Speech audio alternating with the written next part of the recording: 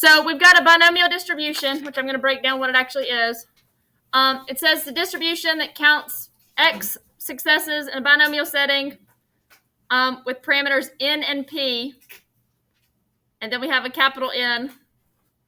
I don't like that it should, switch this to not capital. I think it accidentally capitalized it when I switched fonts.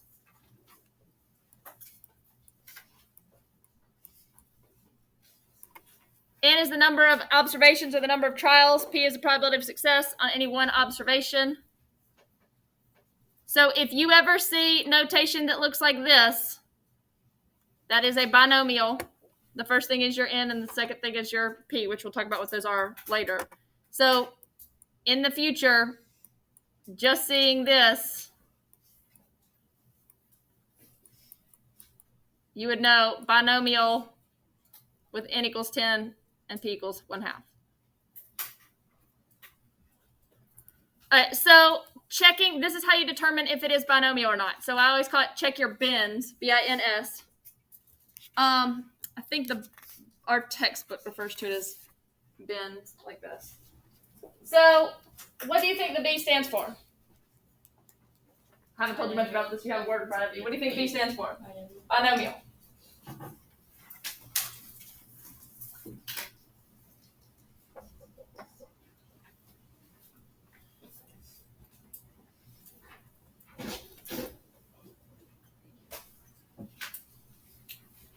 What do you think binomial means? Two. So it can be reduced to two outcomes.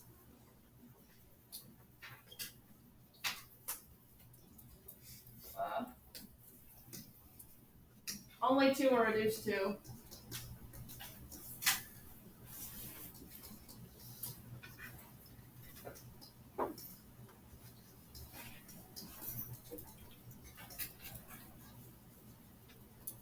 So if I flip a coin, so far does that sound binomial? Yeah. How many outcomes are there when I flip a coin? Heads and tails. If I roll a die, does that seem binomial? Yeah. But rolling a die can be binomial. It depends on what it is that I'm trying to get. If I am trying to roll a 4, how can rolling a die be binomial? Roll a 4 or I don't. You could do even or odd. You could do less than 2, not less than 2. So it can be anything that can be reduced to 2 outcomes, and I'm only looking at this one or this one. Now, if I say rolling a die, and I say what number is it, I have 6 outcomes, and at that point it's not binomial. Does that make sense? Like it can be reduced to 2 outcomes. What's something yesterday that I talked about that said we can only do it if the things are this, but it starts with an I? Independent. To be completely honest, the depth that we get into for this class, y'all aren't going to be affected by this letter as much because you guys will kind of mentally connect I and S. Each trial is independent.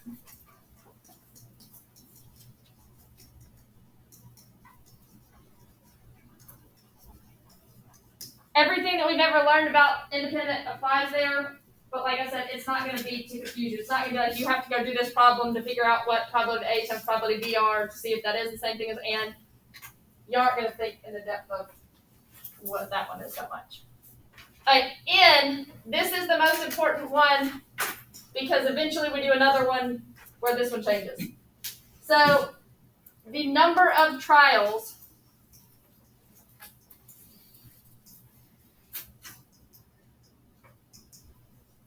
is fixed. I know how many times I'm going to do something before I ever start.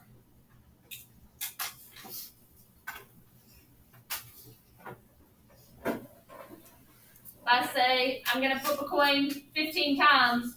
Before I ever pick up a coin, I know for a fact that I'm going to flip it 15 times.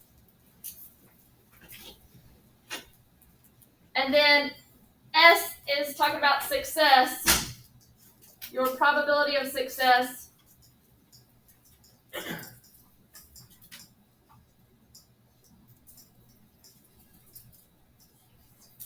remains the same each trial.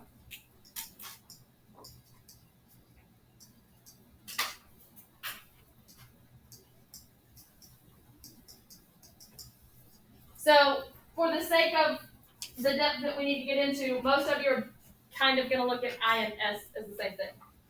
Every time I roll a die, what happens? It's randomly selected. It's like it resets. They all have the same probability. So they are independent because the probability of success remains the same. Like you're kind of going to loop those two together. If I am selecting people to be removed from the classroom, would that be independent? Because what happens once I remove somebody? So what happens to the next person? Their probabilities change, right? So like if I don't replace, it's not independent. So anytime it's without replacement, it's going to be independent. All right, so we're going to go through a couple of scenarios here, saying is it or is it not.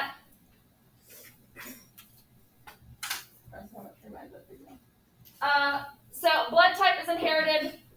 If both parents carry genes for O and A, each child has a probability of 0.25 of getting 2 genes and having a type O blood type. We condense things a lot for this class. There's a lot more behind that. That's fine. Different children inherit independently of each other. Find the number of O blood types among 5 children of these parents. So first thing, is it binomial? Yes or no? What are we wanting it to be? So I just write 2 outcomes, type O or not. So it is binomial because there are 2 outcomes. It's either type O or it's not.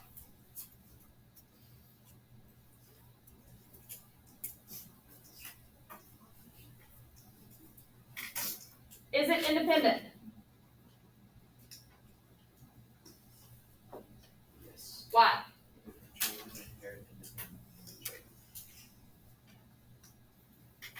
I could even write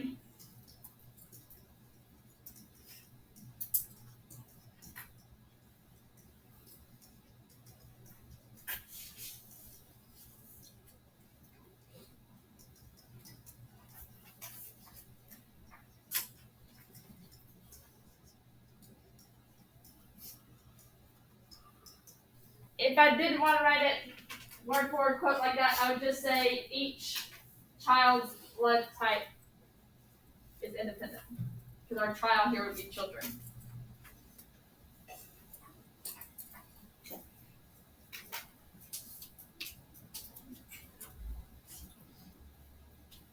What's next?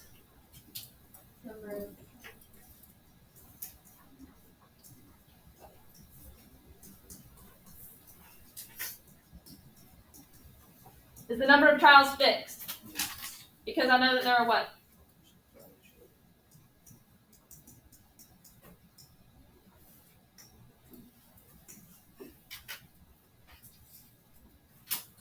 And the last thing I'm checking is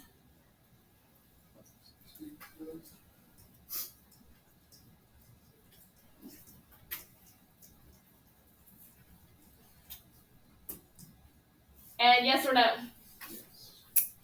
And I'm going to be a little, so probability of type O is 0.25 for each child.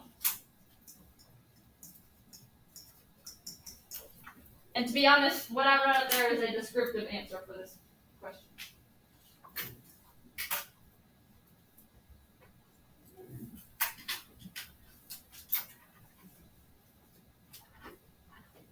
So yes, it's binomial.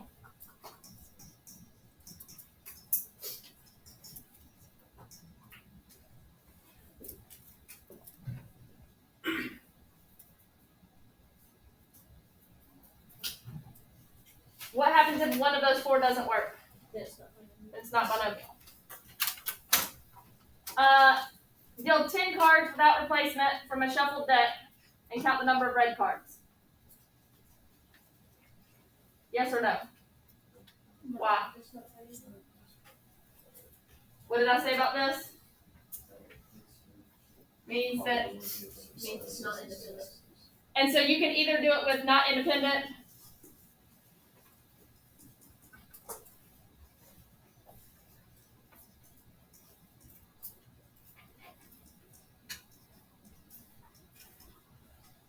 or you could have written it as probability of success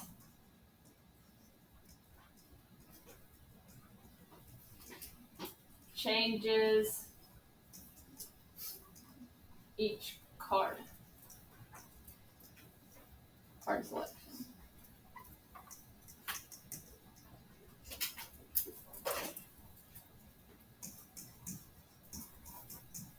So it's not binomial.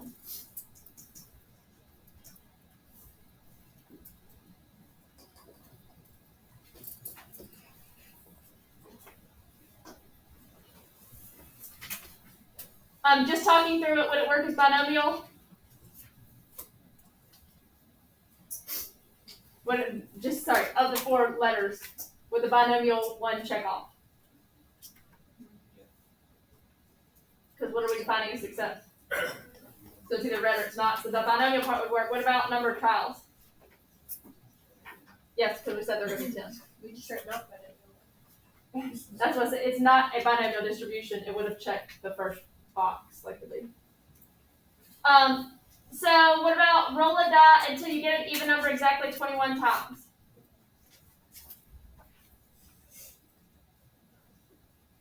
Binomial, yes, no. Yes, because either It's either even or not. even or not even. Every time I roll a die is independent. Yeah. What's next? Number of trials. Yes, no? I don't know. Because I don't know how many times I have to roll the die to get even exactly 21 times. How do you know it's independent? Every time I roll a die, it's independent, like it resets. That's why the way you guys think through it, you're going to be thinking of it as S, not thinking of it as I.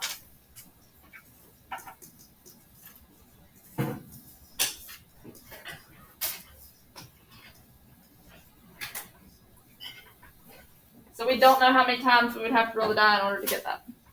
And we don't know the success either. Your success here would be, your probability of success for this would be what?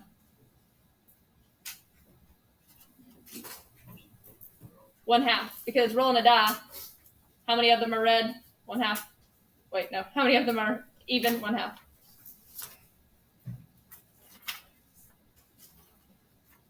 So for success, what do you do? You really all you have, if it like you said, if one of them doesn't work, then it doesn't matter. So you could say probability of success remains the same for all of them. Like that part would be fun. All right. For each of these, you need to define, like if this were a full problem, you have to define something for each of these. Hello? Hey. Yes. Thank you. Lydia, you have your IGP meeting. This is the front office. Success, you're just writing it in context.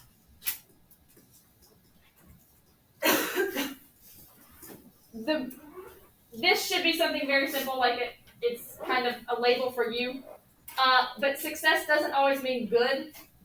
A lot of times in real world practice in statistics, a success means actually a part failing. So like they do something, they're checking the parts that fail. So success doesn't necessarily mean good, it's what we're looking for. So if I wanted to write out my success for this problem, what would I call success? Type of blood. What would I call success here? Red card. What would I call success here? So it's basically just a label for what it is that you're looking for. I mentioned N at the beginning of the notes. N is your what? Number of trials.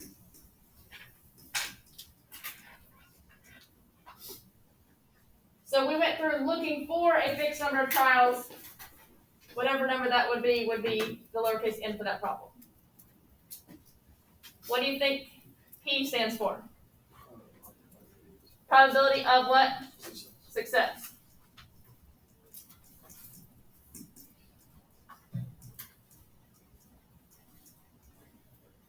So I'm looking for a success.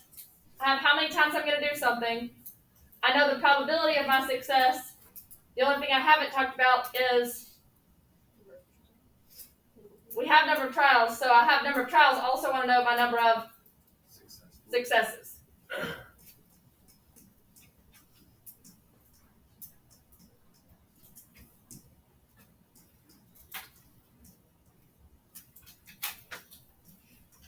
Some books and some resources use K when they actually plug the number in.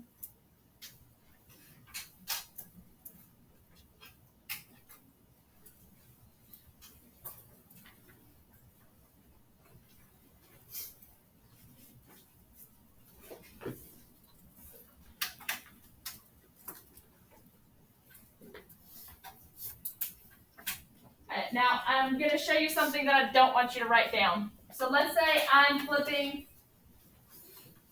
a weighted coin, like a cheap coin. And this coin lands tails, we'll just say 0.55 instead of 0.5. And I'm going to flip the coin twice. We'll do an easy one. So on my first coin flip, what are my options?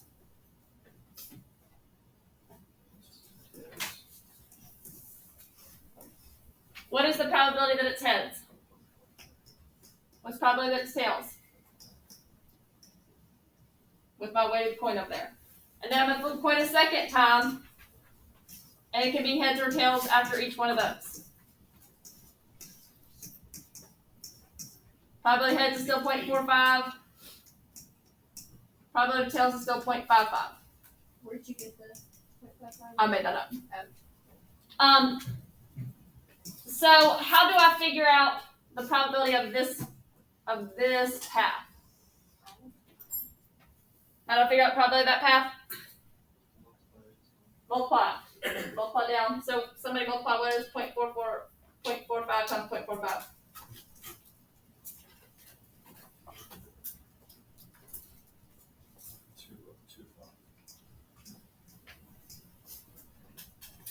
Alright, so then what do I do to get this path? What's 0.45 times 0.55? So same thing again, 0.2475. This one's going to be what? Everybody with me there? I'm just doing a tree diagram. So when I got to the point of I could condense this, which is something we actually did, and figured out the number of tails and your probability of that. My least number of tails is 0 up until 2. So how did I figure out this number right here? How did I figure out what the probability is that exactly one of them was a tail? I'm adding these two, right? So which gives me, everybody go with that? I took my 0.2475 because that's the probability of one of them being heads and one of them being tails, which is what I wanted. But why did I have to multiply it by 2?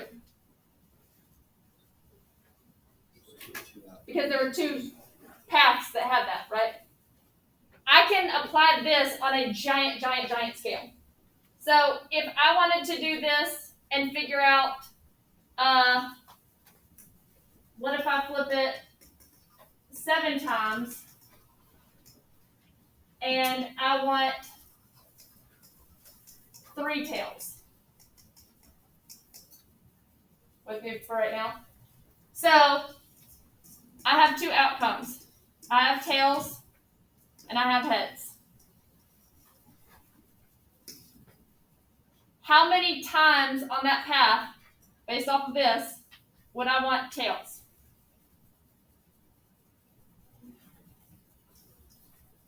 Right? I'm just applying this on a bigger scale. So how many times would I have passed through heads? And where did I get 4 from? 7 minus 3. So 3 of them were success. That left 4 for failures. This would have given me 0.55 to the third times 0.45 to the fourth.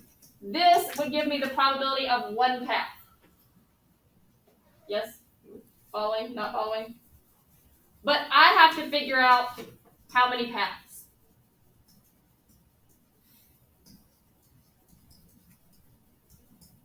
And that's what I need to multiply by. This is the premise for everything we are doing today, if you could follow this idea. So what are we going to call tails in terms of this problem? That's our what for the scenario. Success. Well, what is my probability of success? What's my symbol for probability of success? What goes here? 3 tails. Well, tails is my success, so this is my x, my number of successes.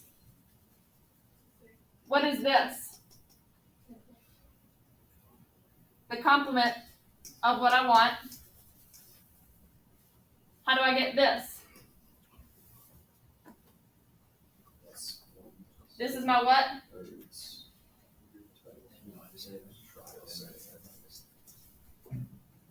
The only thing we don't know is how to get this part to figure out how many paths there are. But this is the equation for everything we are doing today. This part, I wish our class focused on a little bit more. Unfortunately, they don't. But we're still going to talk about it, and I'm going to show you where to do it. Yeah. So on the right side where it says p parentheses x equals is where I am. Right here. So this in words means n choose k. That's the part I have to explain to you about how many. Write that down. But then we're taking how many paths there are and multiplying it by the equation you just told me. So what goes here? How many of those do I want? In general? X. I'm calling it k right now because they're saying k equals x. I don't care if you write k or x there. And then what goes here? 1 minus p, which is probably a failure essentially. How many of those do I want?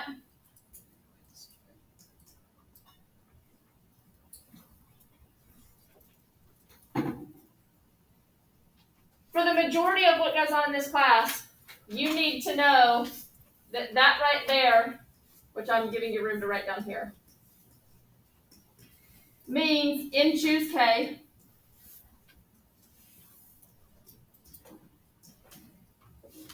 That's how you would read it, as n choose k. And it is how many different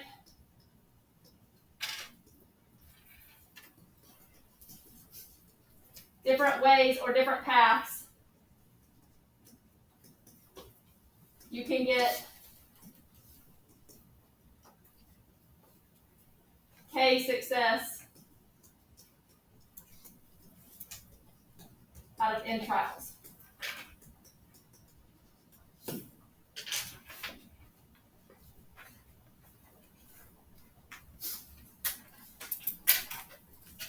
And our equation, anybody remember what that exclamation means in math?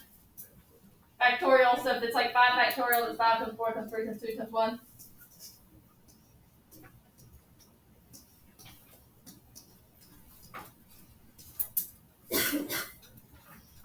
This section right here is the part that unfortunately our class breezes over.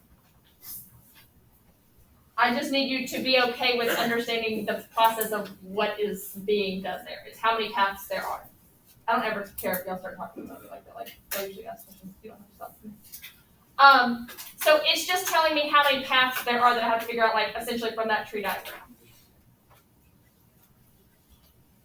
So with our scenario, I wouldn't write this on there, but from that example that I was just doing, I said there were 7 coin flips, and I wanted 3 of them to be tails. Just take a wild guess. How many paths do you think there would be if I drew a tree diagram with 7 coin flips? Just throw out some numbers. You gotta know. How many ways I can flip a coin 7 times and 3 of them to be what I want? 42. Got 42 as a guess. What's another guess? 49. 49? Give me one more guess. 500. Like 500. Okay, so let's look at this. N factorial, K factorial, N minus K factorial. So my N is 7. My K is 3. So what is 7 minus 3?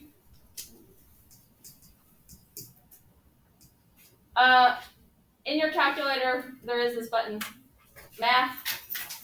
So type 7. You're going to need parentheses down here, though. 7, math. You've got an exclamation button. It's over to random, or PRB.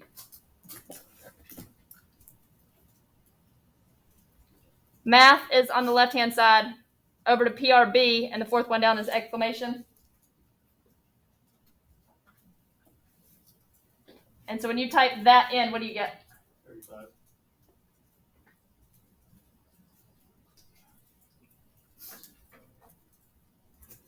$35, 7, 5, 3, 2, yeah.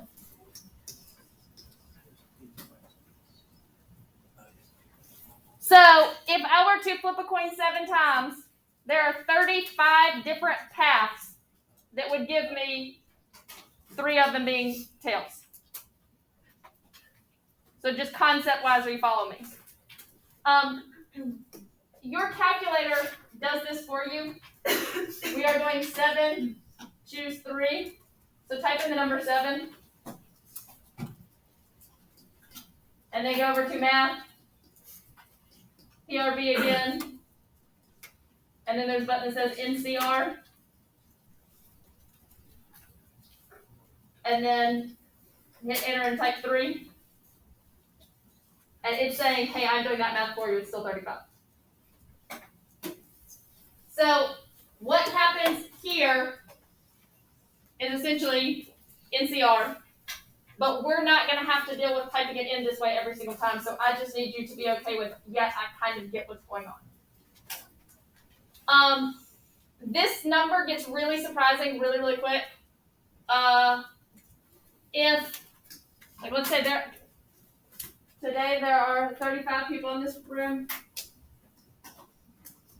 If I had to pick 5 of you, like 5 of you got to go do something, got candy. How many different ways can I select 5 people out of 35? Just type it in real quick.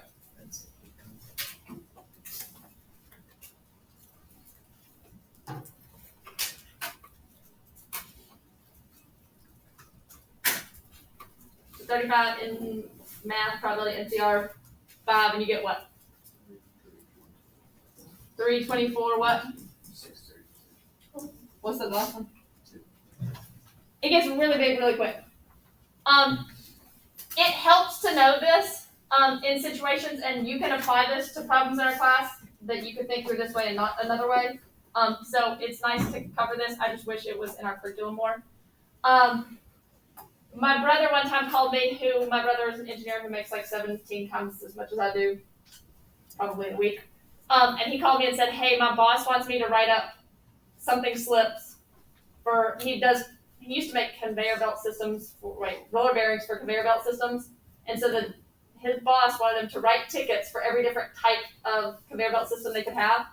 And so he called me and was like, before I go up to my boss and say, absolutely not, can you make sure that I'm right on this? And I told him, it was something like this. I was like, yeah, walk up to him, tell him you're gonna be doing 324,632 different tickets. And the boss was like, oh, I didn't know that. Okay, you don't have to do it. So like, lottery, this idea comes into play with lottery, like understanding how many different combinations there are. It works a little bit, that one, order doesn't matter. Order does matter, can change things. But it's neat to see kind of behind the scenes of that. Alright, so I need you to know, hey, I can fill in this equation correctly and understand what's going on. So here's my scenario. The number of switches that fail inspection has approximately binomial distribution. So I said I've already checked that off. So here we're defining success as fails inspection.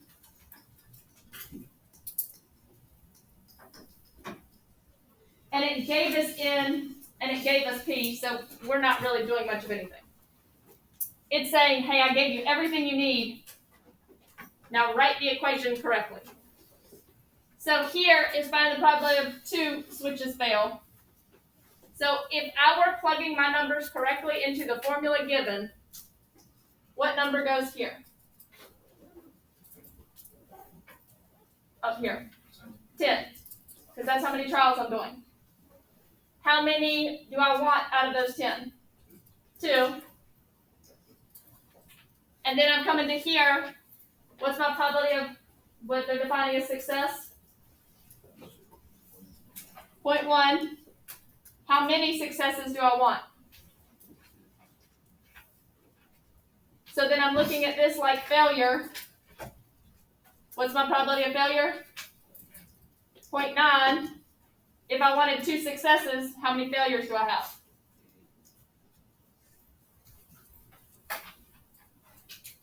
And you don't even have to worry about typing this in the calculator yet because I'm going to show you an easier way to do it. I just need you to be okay with writing that down. So now do B.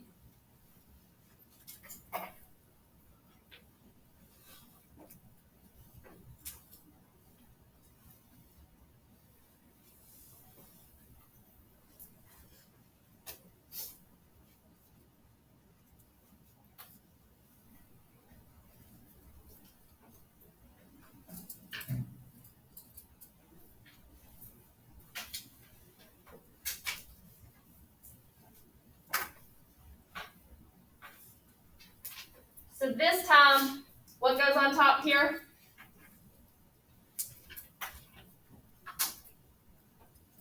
What's on top? Still 10. Now how many successes do I want? What's this number? How many of those do I want? What's this number? How many of those do I want?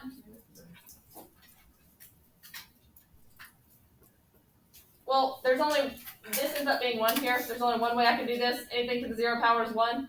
So this answer is basically just saying, I wanted it to work 10 times, just multiply.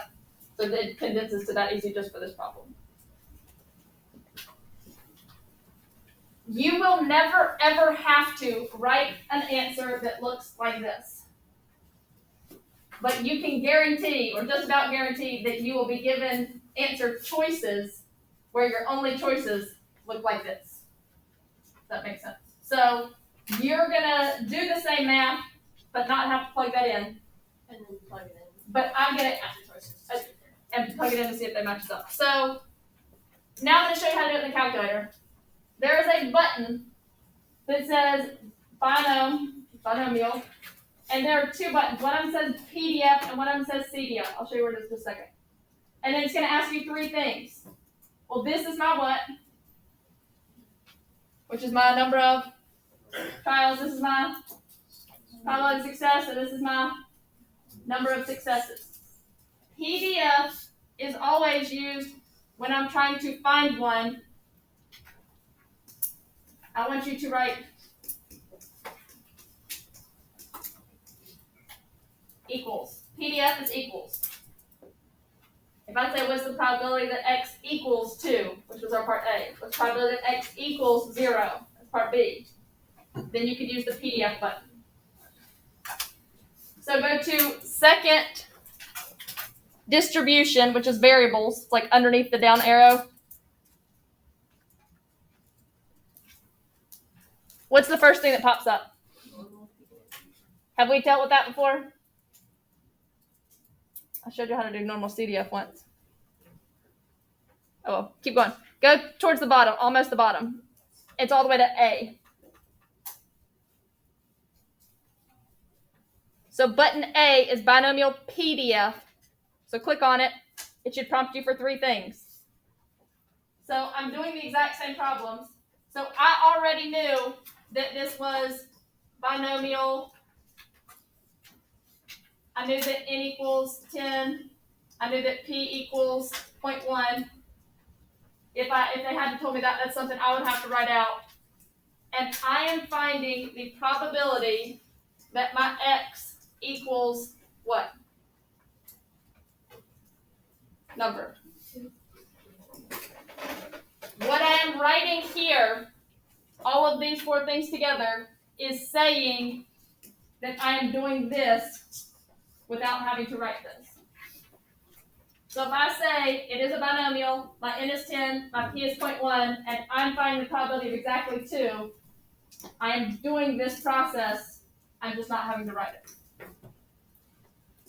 And so when you plug in, your trials would be what? 10, your p is 0.1, your x value is 2, and you have to enter like twice, and you get what? 0.1937. And that's the same thing I had gotten if I had plugged my numbers in that other equation. It would have just been a lot more work. So then for part D, all of this is still the same. Now I'm writing probability that x equals 0.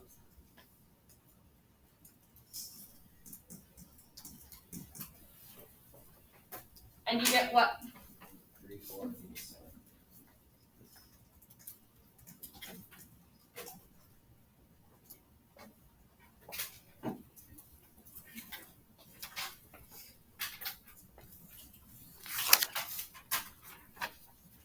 Questions at this point? So, seems easy enough. Now what happens if I ask you something like,